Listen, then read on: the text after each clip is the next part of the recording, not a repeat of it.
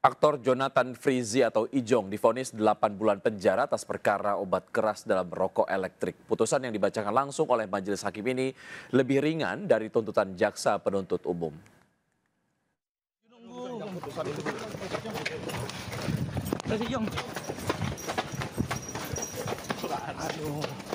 Aktor Jonathan Frizzy atau Ijong divonis 8 bulan penjara oleh Majelis Hakim Pengadilan Negeri Kota Tangerang atas perkara rokok elektrik yang mengandung zat etomidate.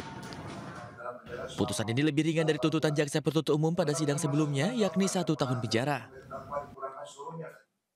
Menanggapi keputusan tersebut, Ijong mengaku menyerahkan sepenuhnya kepada penasihat hukumnya terkait langkah selanjutnya. Atas putusan ini, pihak Ijong meminta waktu sepekan untuk memikirkan terkait vonis yang dijatuhkan majelis hakim. Dari Tangerang, Banten, Hasnugara, A-News melaporkan. Pemirsa, Anda punya rumah tapi tak ditinggali alias kosong bertahun-tahun, waspadalah karena bisa jadi sasaran pencurian.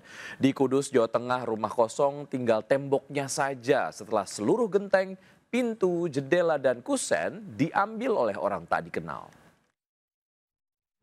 Pintu-pintu semua dibobol. Rumah kosong milik warga di Desa Mijen, Kecamatan Kaliwungu, Kudus, Jawa Tengah ini tinggal temboknya saja. Rumah tak berpenghuni selama bertahun-tahun ini habis dibongkar orang tak dikenal. Seluruh genteng, daun pintu, jendela, dan kusen kayu hingga rangka atap seluruhnya raib diambil pelaku. Hanya tersisa kayu rangka utama. Video ini pun viral di media sosial. Warga sekitar mengaku pernah melihat serombongan orang mengangkut genteng dan kusen dengan truk, namun mengira sebagai orang suruhan pemilik rumah. Kasus ini masih dalam penyelidikan polisi. Pemilik rumah dan pelaku telah dipertemukan dan sepakat berdamai. Dari Kudus, Jawa Tengah, Nur Hoirudin, iNews melaporkan. Seorang remaja putri di Bandar Lampung mengaku berhenti sekolah karena sering dirundung oleh teman-temannya. Ia mengaku selalu diolok-olok sebagai anak pemulung karena sering membantu sang ibu yang bekerja memungut barang rongsokan.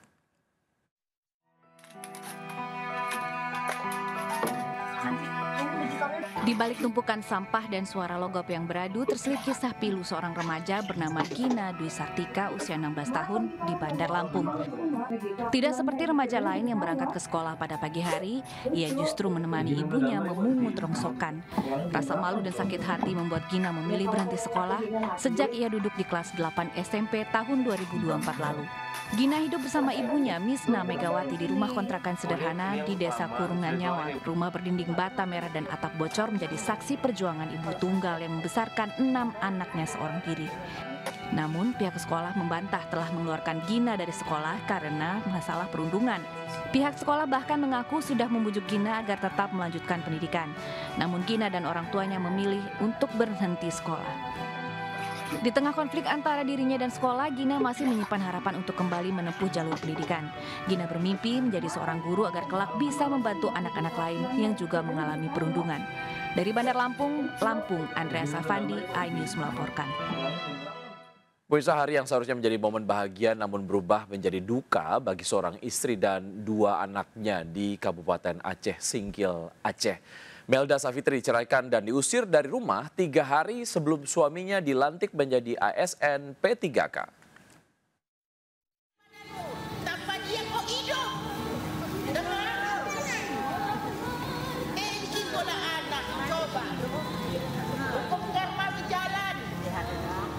Sebuah kalimat menguatkan sekaligus menampar nurani dari seorang tetangga Melda Savitri, seorang ibu 33 tahun dengan 2 anaknya di Kabupaten Aceh Singkil.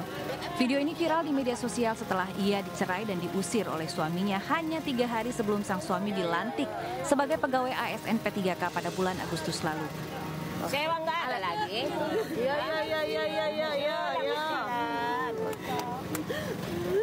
Menurut tetangga, selama bertahun-tahun Melda banting tulang menjual sayur di pasar demi mendukung suami tercinta agar lolos seleksi P3K.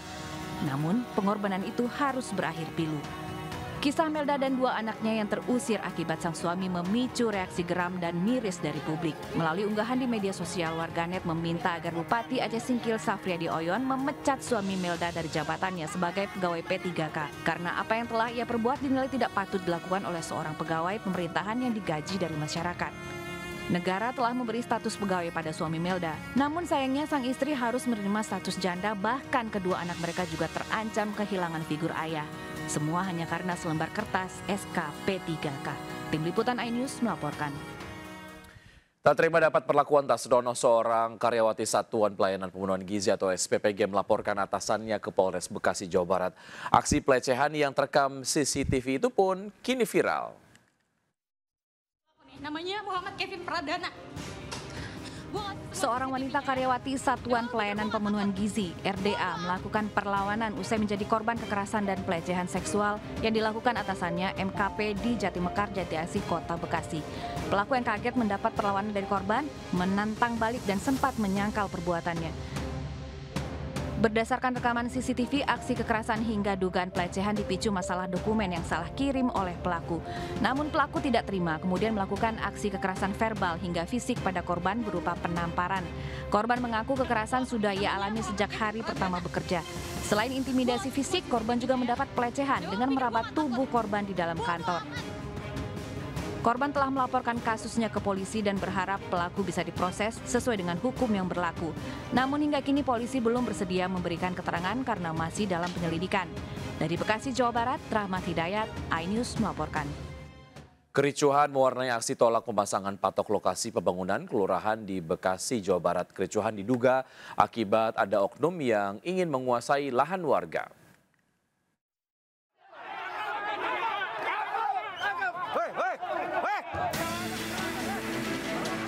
Kericuhan mewarnai unjuk rasa di Kabupaten Bekasi, Jawa Barat, Rabu siang.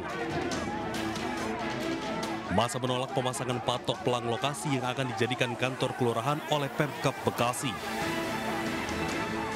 Warga tak terima karena patok tersebut bersebelahan dengan masjid.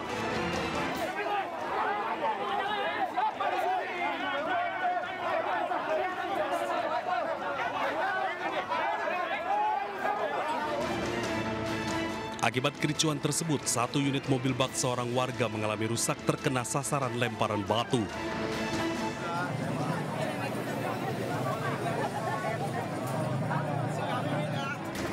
Kericuhan bisa diredam setelah petugas kepolisian dan Satpol PP turun ke lokasi kejadian. Menurut Camat Tambun Selatan, diduga ada oknum salah satu warga yang ingin menguasai tanah fasos-fasum tersebut yang diduga ingin dijadikan lahan bisnis.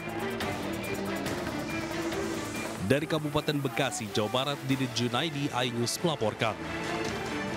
Debt kolektor lari tunggang langgang menghadapi anak STM. Di Tipar Cakung, Jakarta Utara, sekelompok anak STM tidak terima motor temannya mereka tarik hingga menyerang sekelompok debt kolektor. Keributan pecah di kawasan Jalan Tipar Cakung, Jakarta Utara. Sejumlah pelajar STM yang baru pulang sekolah terlibat aksi baku pukul dengan kelompok penagih utang. Kericuhan dipicu penarikan paksa motor oleh seorang preman ataupun kawanan penagih utang. Tak terima motor temannya diambil paksa, rekan korban langsung melakukan perlawanan dan menyerang para penagih utang. Sontak aksi kericuhan tak bisa terhindari hingga menyebabkan kemacetan. Video aksi perlawanan para pelajar STM ini viral.